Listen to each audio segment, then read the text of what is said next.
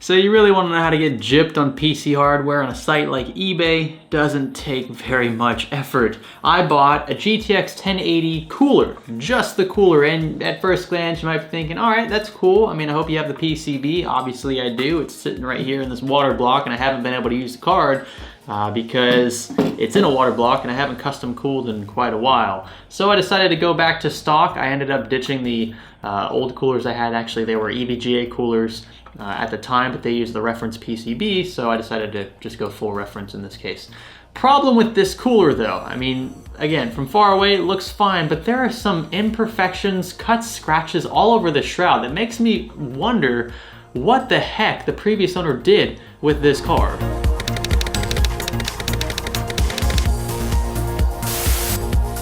So this here is the shroud slash cooler. Pretty much everything is here except for the PCB, which is exactly what I wanted because again, I have the PCB, just I ditched the cooler.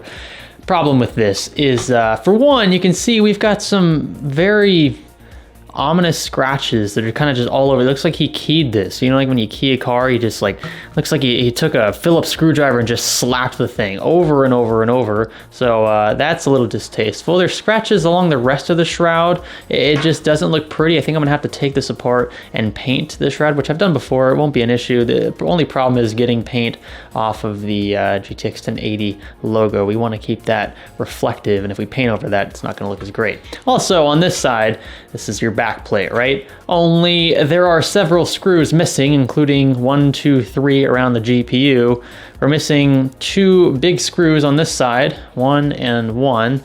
And then over here, another screw's missing, another screw's missing, another screw's missing, and then another screw is missing. So I actually have some leftover screws. I was not too confident in this seller when I bought it, so to be honest, I kind of did this to myself. But there are some context clues you can kind of pick up on. If you notice the pictures are blurry, for one, that's a dead giveaway that the seller's probably hiding something. Even old camera phones nowadays have pretty decent cameras. You can at least see some detail. So if they're blurry, ask for some retakes or at least get confidence in writing that the item is as described and in the condition in which it is described. So what we're gonna do is swap this out. I will probably end up painting this. I don't know if I'm gonna do that in this video. Painting takes a while if you wanna do it the right way. But we will swap the cooler, swap the card back into the cooler, and then we'll run some tests. We might even play around with Thermal Grizzly's Carbonaut pads again. Might just put one of those in here and see how it fares. So stay tuned for all that, and yeah, just ignore these blemishes. What on earth was he doing with this card?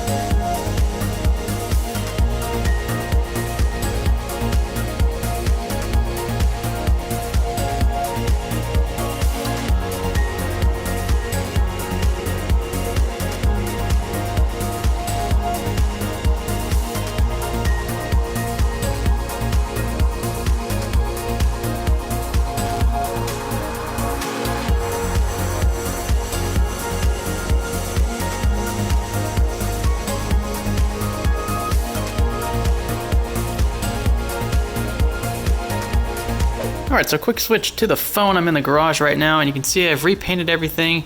Yeah, we lost the mirrored finish over the GTX logo. I don't think it's too bad, though. The finish looks great. I was just using, where is it? Right over here.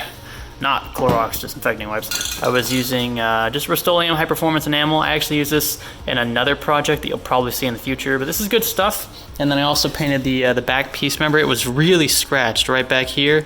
And now that's completely gone. Funny enough, the colors almost perfectly match. So you can see on the side here, I really didn't paint that, but it looks almost identical to what was freshly painted. on top. So that's pretty good. And you can see that's the black part. We're gonna keep that there. Now the last thing I'm doing, something a little different, might as well. I don't have any black engine enamel, so I'm actually gonna paint the back plates silver. Just something new. We'll try it out, see how it looks. All right, and here is the finished product. Now I know it kind of looks the same on this side. That's kind of the point. I didn't want it to look much different. Obviously the mirror finish here over the GTX 1080 text is gone. I could probably try to chip that away, but I'm really not too concerned about it. Most cards are just gonna sit, you know, this way in the build anyway. But it's actually a clean finish. And again, the paint I used was pretty close to the original finish over this silver part of the shroud. So I'm happy with it. Look, there's still some scuffs and scratches on the glass. You're not gonna really see them too much. There you go, there's a good angle. And then there's a couple scuffs on the fan. Of course, when the fan turns, you can't really see that. Now, the other thing I did, I showed you guys a bit earlier, is I painted this part of the card silver. Now, if I decide I'm not a fan of this, I can just go back and paint it black. Not a big deal. But this was pretty scuffed up too, so I figured I'd try the silver scheme and just see how it looked. Not the best finish. I think I did a much better job on the shroud side. So the paint job overall, I was starting to run out of paint. That's not an excuse, actually it is, but whatever, more with it. And so I think given the circumstances it's okay, but maybe I'll repaint this black if I decide to like resell it or something. I actually bought this card, I believe it was from Best Buy, about a year and a half, 2 years ago.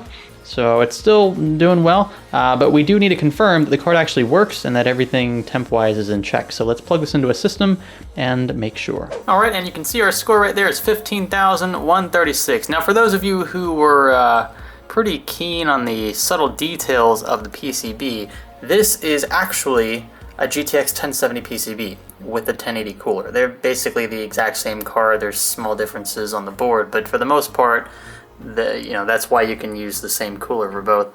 So you can see down here, confirmed GTX 1070.